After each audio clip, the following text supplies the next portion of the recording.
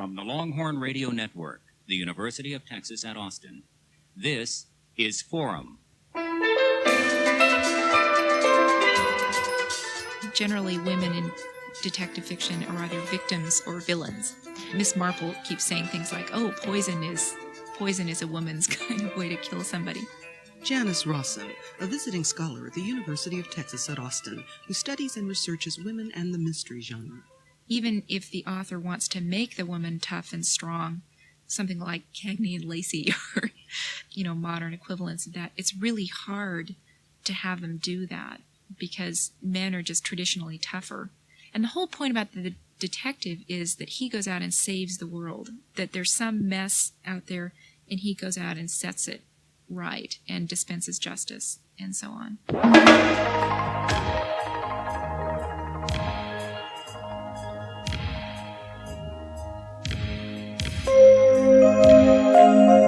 This is Olive Graham. Today on Forum, the topic is women and the mystery genre. Our guest, Dr. Janice Rossen, claims that many of the best mystery writers are women, and that women detectives created by these writers have some special and intriguing characteristics. She has published a book on Barbara Pym and is currently working on the mystery novels of Dorothy L. Sayers. Our discussion centers around the feminist and Freudian aspects of the Sayers novels and the blue-stocking heroine Harriet Vane. While most of these mysteries are usually in the style of the classical mystery, Dr. Rossen also enjoys the hard-boiled detectives as well. I love Philip Marlowe. The Raymond Chandler ones are just superb. Actually, when I was at Chapman teaching, I did a course on the detective novel. And we looked at it from every conceivable aspect. We did it historically and sociologically and from a feminist point of view. And by the end of the semester, we'd said everything we could say about the detective novel. But we started with Poe and went forward. Is it curiously American or Anglo-Saxon? Well, roughly speaking, the theory is that there are two kinds. There's the British cozy house murder where everybody is in the same place, and then the detective goes around and interviews all the suspects and points the finger in the end. Sort of classic Hercule Poirot assembles everyone in the drawing room and suddenly whirls around and says, "But you, Mrs. Jones," da-da-da. And the point about the English one is that you know everybody in the room and you know the finger's going to be pointed and all the evidence is in front of you. So you can see the detective go on his merry way and figure out who and what and the motive and so forth. The American hard-boiled is more like the hard-boiled guy doesn't know where he's going. Philip Marlowe stories generally get so convoluted in their plot that you don't even know where they've gone. I mean, there's a sort of trail of dead bodies. I think Raymond Chandler once remarked that when they were making the movie of The Big Sleep, by the end of filming that film, nobody knew who had killed whom or why. So if you read a hard-boiled detective story, you're like a rat in a maze. You're just following this hard-boiled guy who's getting whapped on the head and sapped and shot with serum and all, banged around by corrupt police in Bay City and the whole shot. Sounds like a video game. It is, kind of, and it's confusing because you don't know what the plot is. But part of the point is supposed to be that he's this lonely quest hero. He's Philip Marlowe, hard-drinking, hard-living guy who's got this heart of gold, and he'll go out and rescue people and send erring girls back to their mamas and daddies in Kansas and cover up for crimes that he doesn't think should be punished. So he's got this very lonely view of himself as being a person who goes out and takes care of the people that nobody else in society will. But it's a very macho job. So it's hard to imagine a female hard-boiled detective because for her to go around and slug people and so on, it doesn't fit the image. Even in self-defense? Well, it's been done. Actually, this book that studies about 300 novels since 1864 with female characters has every conceivable sort of combination of women who are tough and so forth. This P.D. James novel, An Unsuitable Job for a Woman, has as its title something that suggests that the heroine feels ambivalent about it. Can she really be a detective? She's a woman. But she inherits that job, does she not? Yeah, exactly. And she started out as the typist, and she kind of secondhand, by accident, learns about it. And then the man who owns the office commits suicide. He's got some incurable cancer. So she takes up the mantle from him. What happens in the end of that book, very interestingly, is two women, this detective, Cordelia Gray, and a woman who's just shot the real murderer, cover up. So it's two women in league against this false system of justice that would bring the woman who shot the real murderer and thus dispense justice herself to trial. So in that case, I think being a woman and being sort of sly and devious and being able to cover things up and so forth shows this heroine in an admirable light. She's able to react very quickly and tell the other woman what to do. You know, bring me some plastic gloves and we'll rearrange the whole scene, and they go over it together. So that, I suppose, works out pretty well. Well, can you make a distinction between the characters or motives of the characters who are women detectives and the women who write fiction, regardless of whether their detective is a man or a woman? Interestingly, Dorothy Sayers, who brings Harriet Vane on the scene in one of her Peter Wimsey novels, Strong Poison, wrote outside of that she didn't think women detectives worked, really. And in part what happens with Harriet Vane is that she fits the prototype of a woman who has to be rescued. When Harriet Vane comes on the scene, first of all, she has to be rescued by Peter Wimsey. That happens in the first novel she appears in. And then in Have His Carcass and Gaudy Night, she participates in the reconstruction of the crime and becomes a detective along with Peter Wimsey. And I think in part Sayers is trying out what it would be like for a woman to have this sort of role. Can a woman compete in this kind of world where first of all, you've got to blend in. The detective has to come into a bar surreptitiously or, be able to blend in a lot of ways. In Have His Carcass, what happens with Harriet Vane is that she uses her obvious weapon, which is seductiveness and female attractiveness, to go out with the murderer on this picnic. And she comes back all shaken up and tells Wimsey, I saw him, it's the guy, wow. But her weapons, of course, are this big floppy hat and this frou-frou kind of dress and high heels and so on. So in part, it's a Mata Hari kind of situation where she is seductive and then gets the villain to let down in front of her so she can figure out who it is. But I think Harriet Vane generally comes on stage in Sayers' novels because Peter Wimsey is so attractive, has so much sex appeal and money and finesse and charm and a first degree from Oxford and all of this conscience to boot. And he's wonderful in bed. He has testimonials from all these mistresses he's kept all over the continent and so on. And a lot of people have said that Dorothy Sayers fell in love with her own character. And so therefore what she did was to bring herself on stage, because who should appear but this blue-stocking Harriet Vane, writer of detective fiction. So to make sure that nobody else caught Lord Peter, then she herself arrives on the scene. However, when she does come, she can help Wimsey, and she can assemble, as in Gaudy Night, a dossier of all the relevant facts of the case, but he's the one who has to solve it.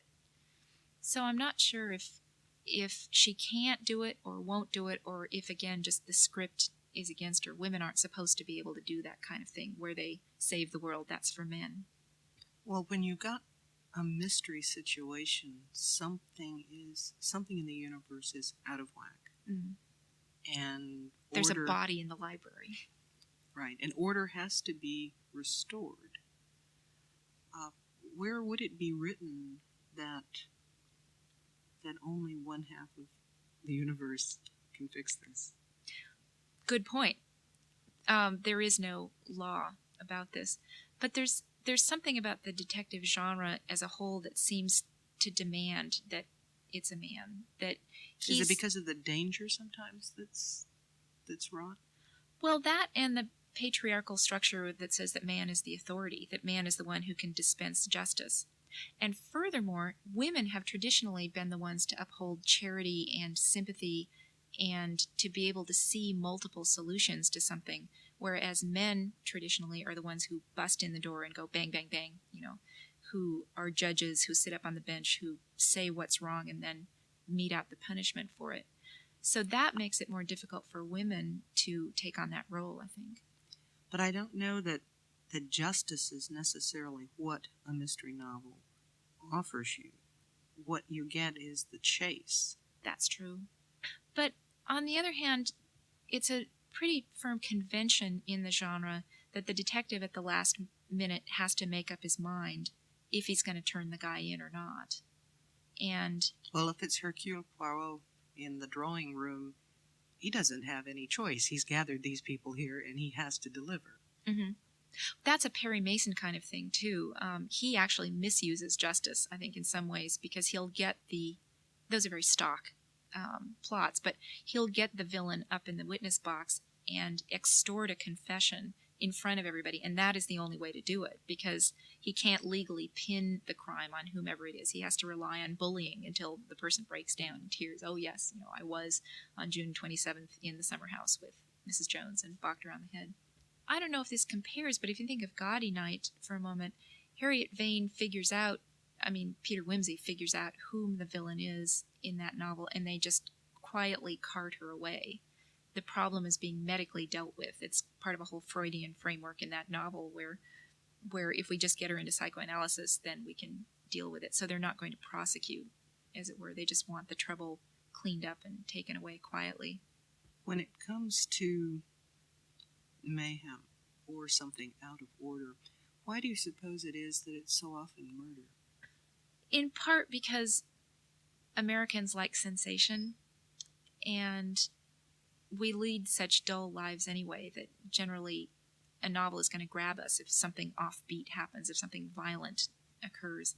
In part, a murder is supposed to be interesting because it's so dramatic, and secondly, it's the kind of thing that can't be reversed. If you're going after a jewel thief, then perhaps you can recover the great gem and restore it to its owner. But murder is the kind of thing that goes against some deep taboo. Thou shalt not kill.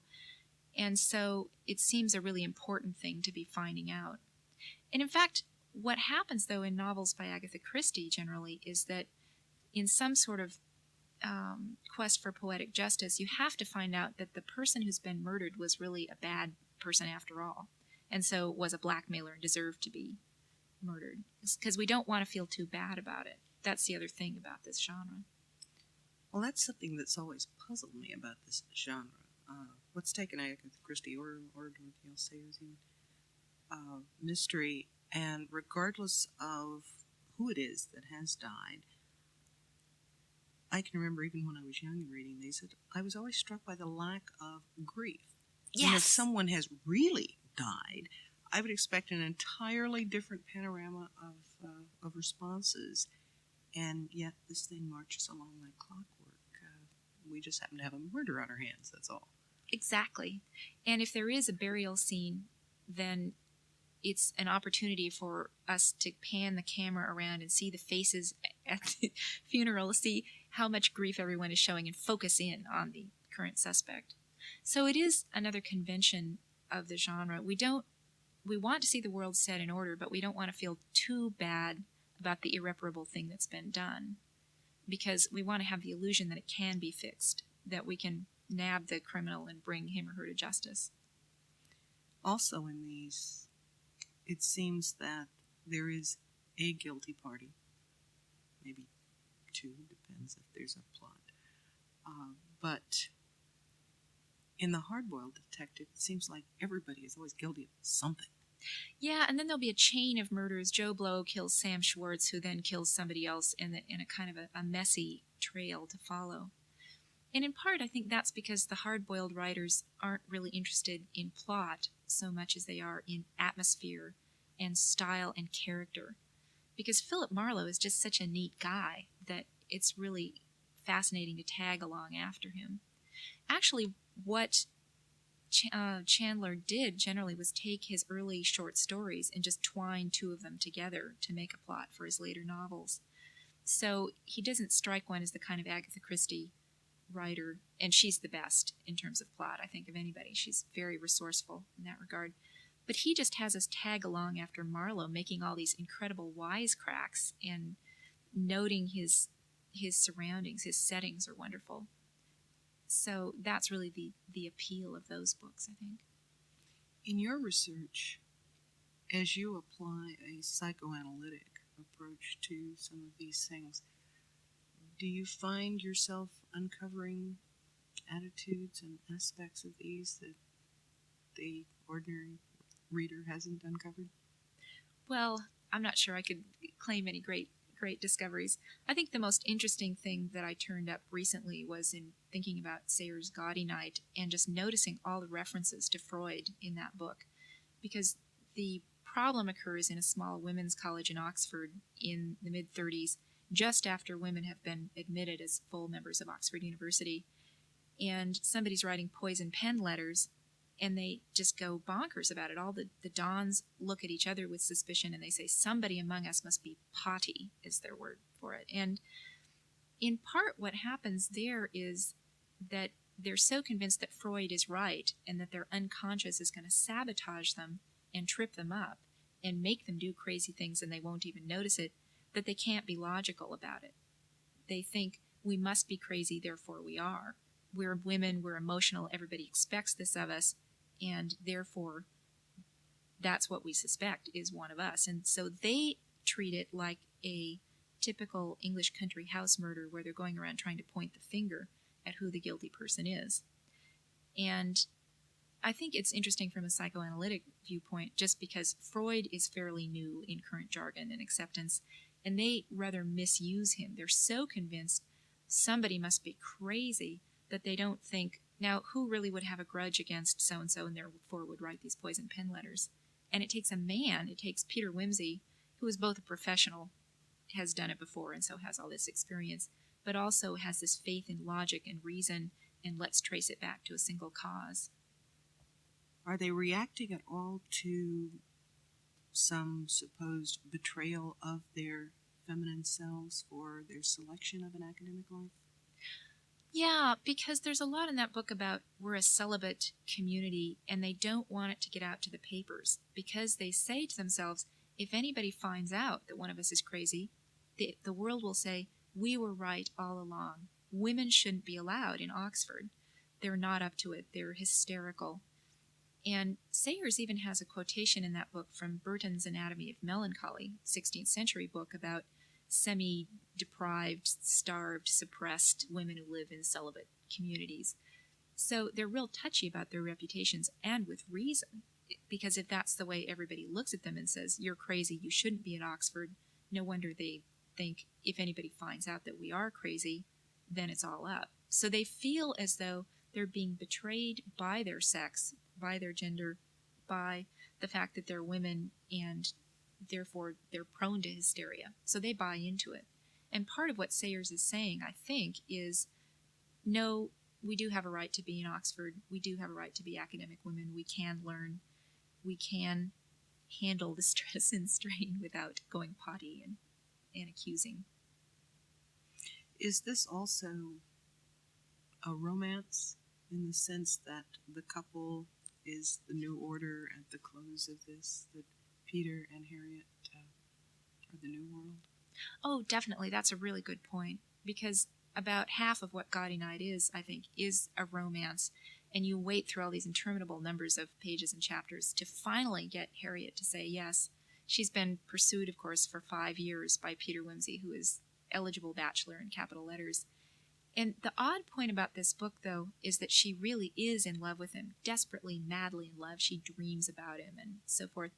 But again, with this kind of misuse of Freudian terminology, when she wakes up after dreaming about being braced by Peter, she thinks, oh, it can't really be it. You know, it's just my subconscious playing tricks on me. So she is denying the fact that she's really madly in love with him, and part of the novel is going to work to make her uncover that, say, yes, I am in love with him, and to make a choice to walk into his arms and walk off stage with him. It's a very, very romantic book, very passionate. I think that's why people like it.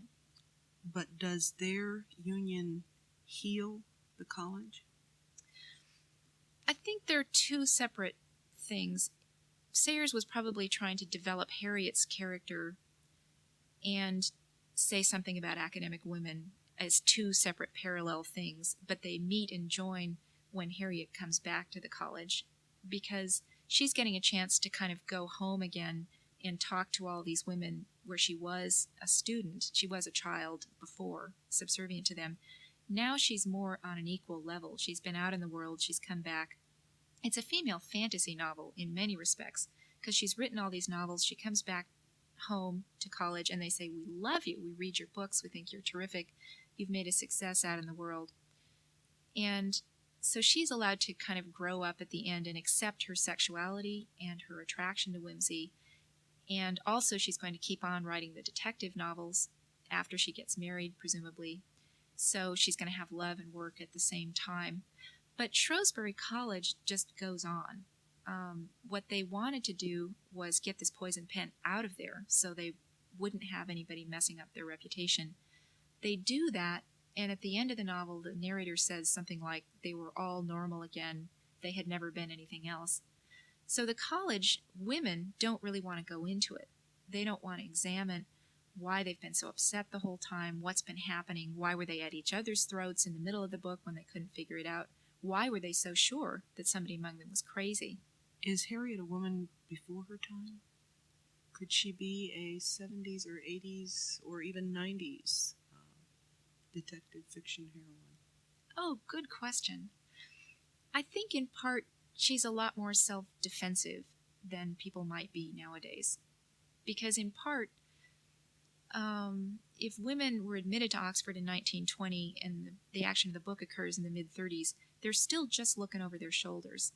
And Dorothy Sayers herself was part of a whole generation of women who were just on the crest of one wave of the women's movement where they felt, at last, we are in Oxford, we're educated, we're on an equal par with men, and they wanted to have it all. They wanted to have romance and children and domestic life and husbands, and they wanted to make money in their writing. And so Sayers was just eager for life, and a lot of that is written into her Harriet Vane character, I think. But a lot of what Harriet is troubled by is this terrible feeling of a guilt complex. She calls it an inferiority complex. She's been tried for murder, and so she just feels guilty all the time. And I'm not sure that would translate as much to a contemporary setting. Cordelia Gray in P.D. James' novel seems more typical, maybe. That character is a heroine who looks sort of childlike and wonders, will anybody take me seriously? But not in this way that Harriet Vane does, where she has a streak of hardness and grief and guilt and feeling that she just is all washed up. She's at the end of everything. Whereas somebody for the 70s or 80s, a typical heroine, I think, would be more tough, would care less what the world thinks. Wasn't Harriet also concerned about her lack of social standing relative to Peter? I think so. Part of what Sayers achieves by bringing that novel to pass in Oxford is that both of them are seen to be equal. She has gotten a first at Oxford. He has gotten a first at Oxford. When he finally appears on stage in that book, she sees him rooted to the ground on a street corner in Oxford, and she looks at him with shock and thinks, he belongs here. This is his world, too. She had always thought that it was hers. So they share a lot of nostalgia, and together out of their Oxford undergraduate days, which occurred at different times, they construct a shared past. They go and feed the ducks on the river in a punt. I, too, fed these same ducks, Peter says. So it creates this kind of past for them and makes them equal. Although, ironically, the problem is that he's the one who solves the mystery. Again, he is smarter than she is. He keeps walking in and out of her mind as if it were his own flat, she thinks at one point. Which is all part of the script again, though, because if in a female fantasy novel what you want is to be crushed against the male tweeds, then Peter does it. I mean, he's wearing the tweeds and she falls into his arms.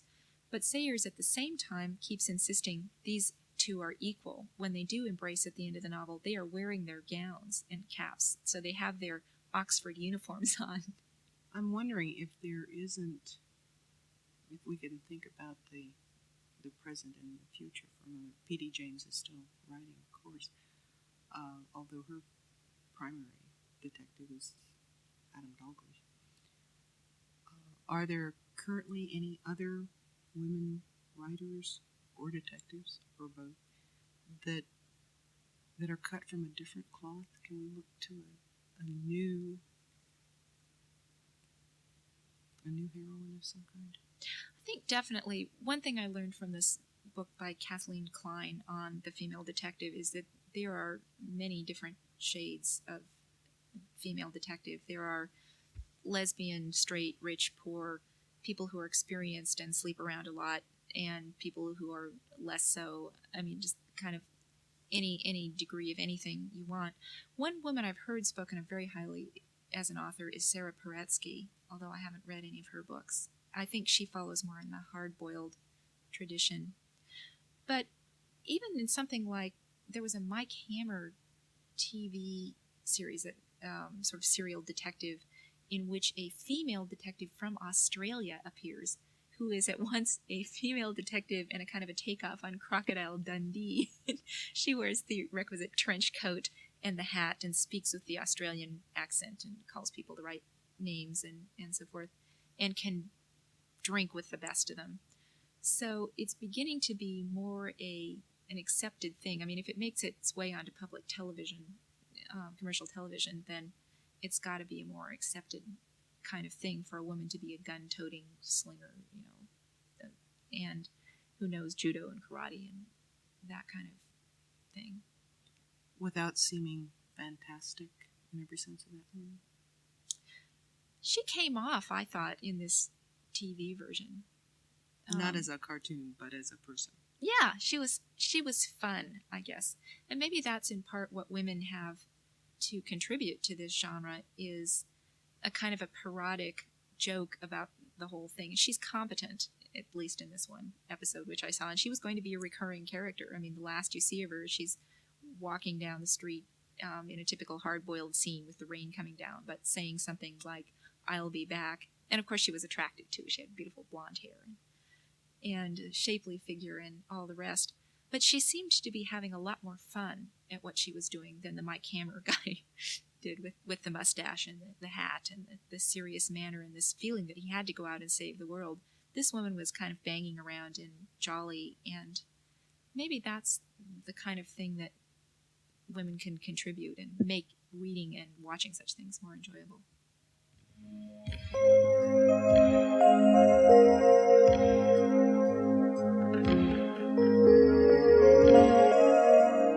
Our topic on Forum today has been women and the mystery genre. Our guest has been Dr. Janice Rossen, a visiting scholar at the University of Texas at Austin. The views expressed on this program do not necessarily reflect the views of the University of Texas at Austin or this station. Technical producer for Forum, Cliff Hargrove. Production assistants, Christine Drover, Byron Ebelt, and Elliot George Garcia. I'm your producer and host, Olive Graham.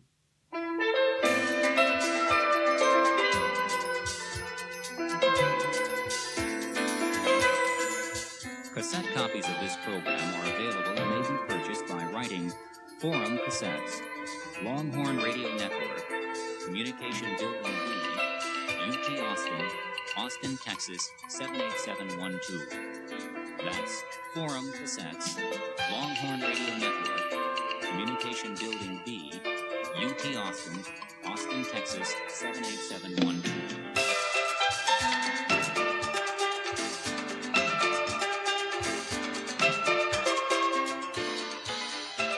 Center for Telecommunication Services, University of Texas at Austin, this is the Longhorn Radio Network.